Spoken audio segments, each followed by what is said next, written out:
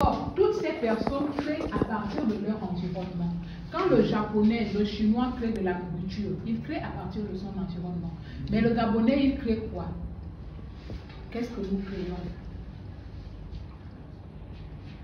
Nous sommes des aigles au milieu des poules. C'est-à-dire que chacun a son espace. Vous ne saurez jamais de quoi vous êtes capable si vous n'essayez pas.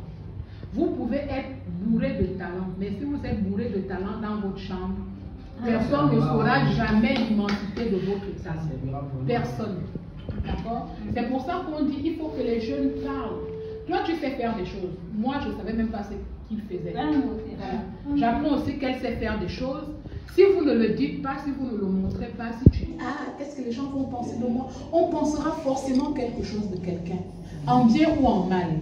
Mais ça ne doit pas vous empêcher de vous exprimer en tant qu'aigle. Parce que imaginez cet aigle-là, son œuf aurait éclos dans la forêt au milieu des autres aigles. Vous pensez qu'il aurait vécu la vie d'un tout? Mais non. Donc, soyez des aigles et envolez-vous. Parce que le téléphone, vous ne pouvez plus le fabriquer.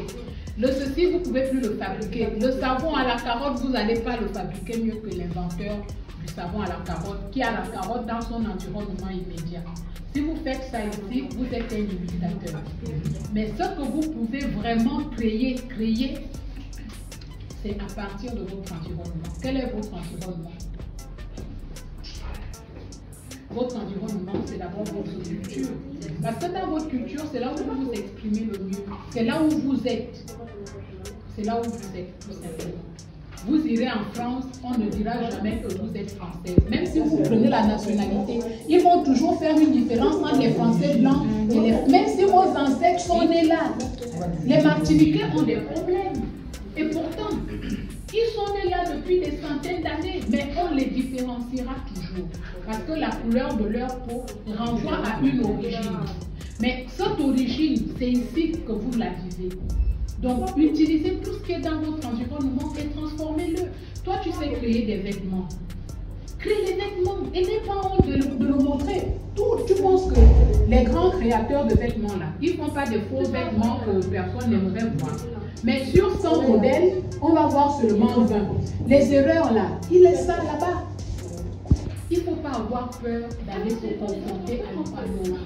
Vous verrez sur Facebook, vous allez voir Iman Ali. Il fait des vêtements de haute couture en France à partir du raffia. Il est camerounais. D'accord? Mais Beyoncé porte cette tenue aujourd'hui. Bon, s'il serait resté dans sa forêt en train de dire, oh, j'aimerais être un aigle, j'aimerais être un grand designer, sans le concrétiser, d'accord? Beyoncé ne l'aurait jamais connu. Il habille aujourd'hui tous les grands noms africains, les Angélique Kidjo, les machins, s'habillent chez lui. D'accord? Donc si toi tu te caches, au lieu de montrer tes modèles, tu fais des beaux modèles. J'ai vu son travail, c'est pour ça que je dis ça. Elle fait de très beau travail. Elle, j'ai vu déjà, elle porte son propre travail. Entre cette robe et cette robe, je préfère nettement celle-là.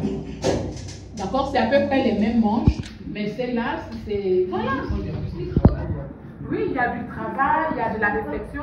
Ça, c'est des choses qui sont fabriquées en série de 1000. C'est la machine. Dès qu'on fait la machine, et puis voilà, la même robe, tu la trouves 1000 fois. Mais celle-là, elle n'existe qu'en modèle unique. D'accord? Donc maintenant, si tu ne le montres pas, tu vas rester l'aigle qui était en train d'envier les autres aigles au milieu des poules.